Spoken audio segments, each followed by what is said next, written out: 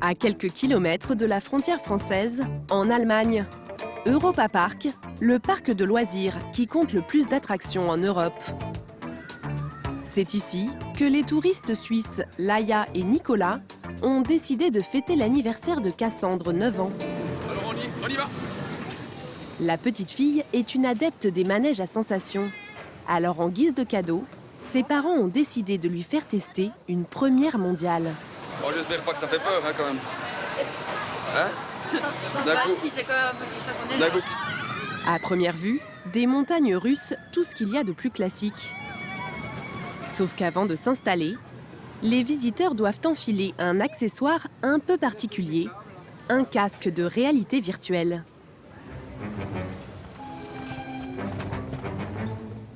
Frank, sag deinem Sohn, muss sich keine Sorgen machen. La petite famille est plongée immédiatement dans un univers féerique, peuplé de sorcières maléfiques, réalisées en images de synthèse.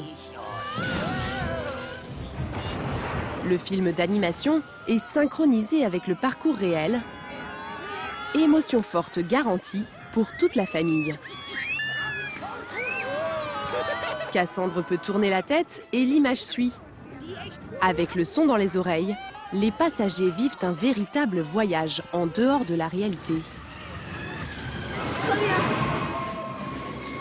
Trop bien. Et puis surtout, il y a un moment où, dans le dessin animé, il y a plus de rails.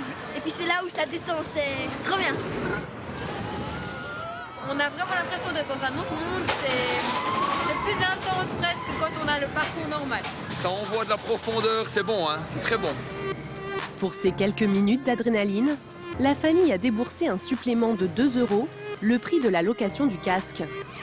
Popularisée par les jeux vidéo, la réalité virtuelle envahit peu à peu notre quotidien.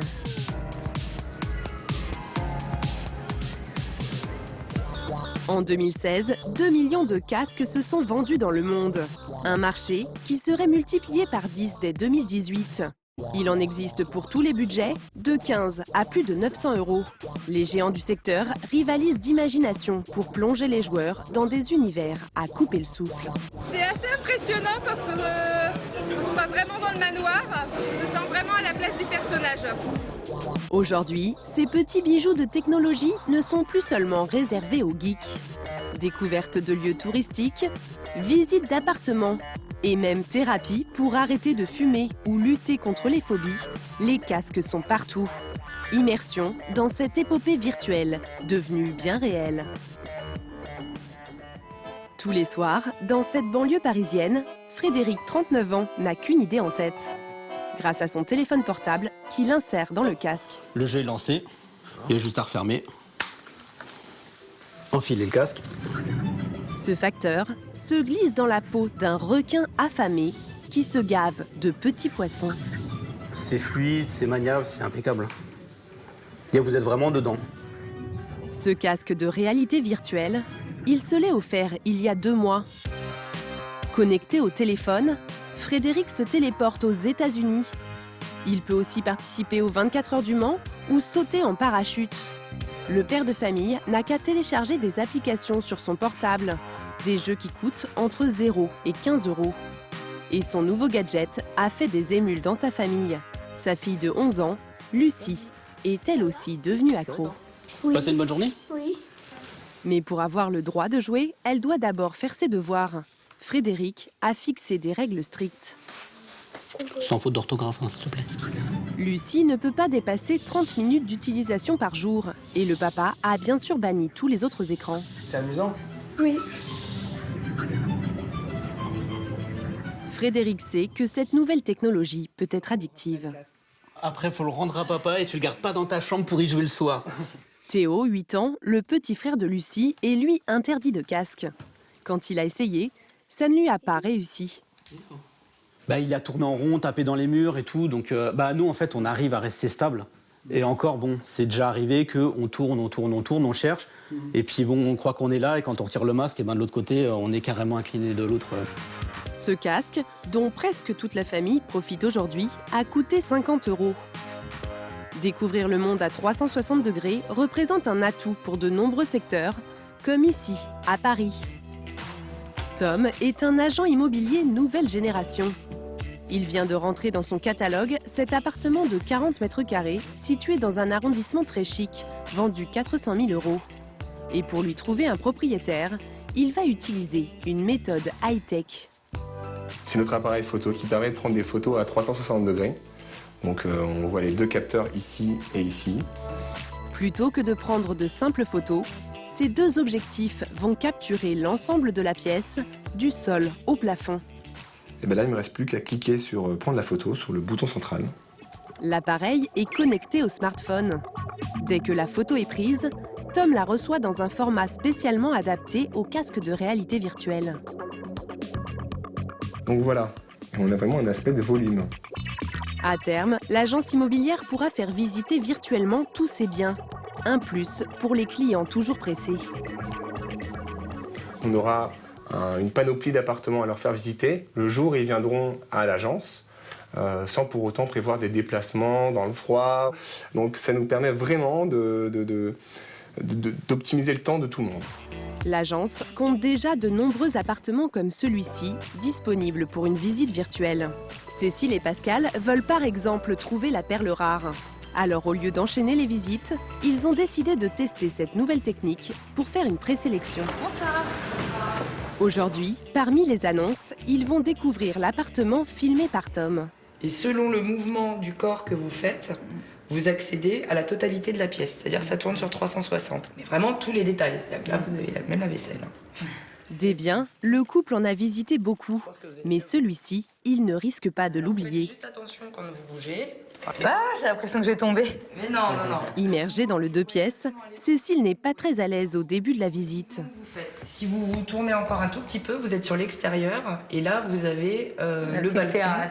L'agent immobilier réalise exactement le même descriptif que si elle était sur place avec le couple. Voilà. Ah, il y a un bidet. Mais malgré de gros points forts, ils n'ont pas le coup de cœur. L'avantage, c'est que Cécile et Pascal n'ont pas perdu de temps à se déplacer pour le visiter.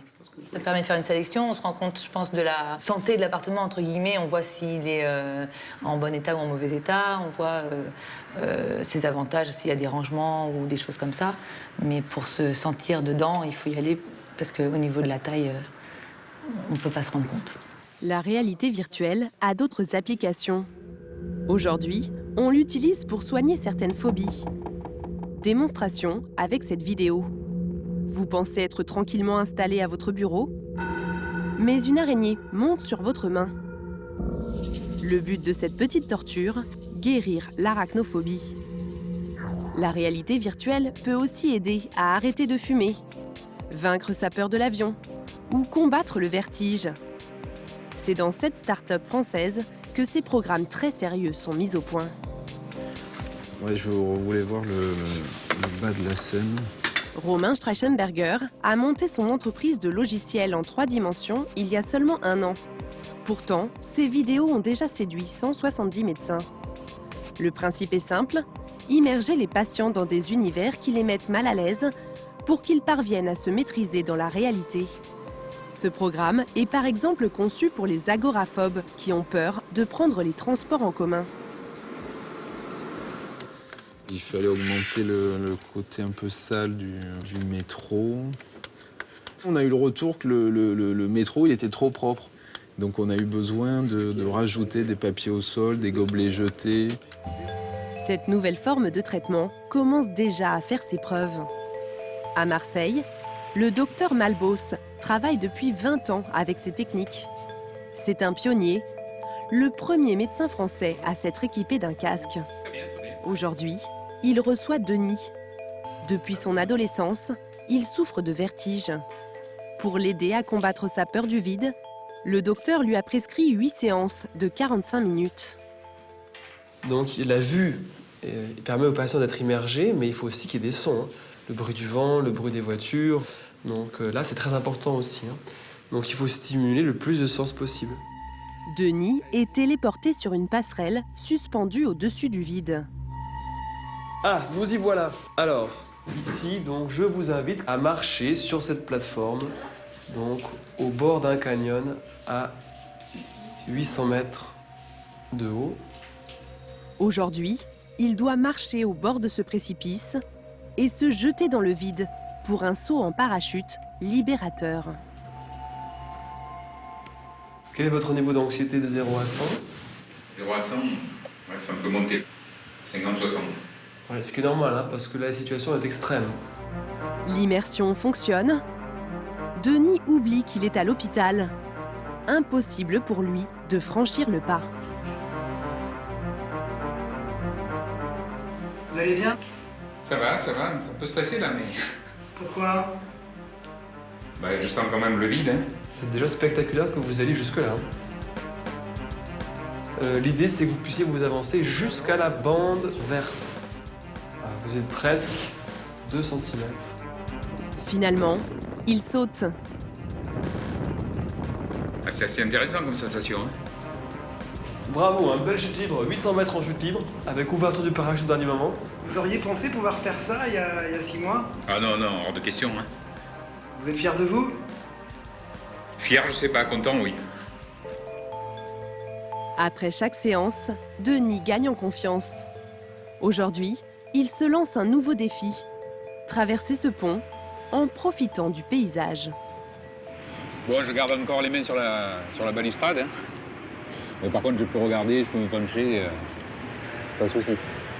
Comme Denis, plus de 1000 patients par an sont aujourd'hui soignés grâce à la réalité virtuelle.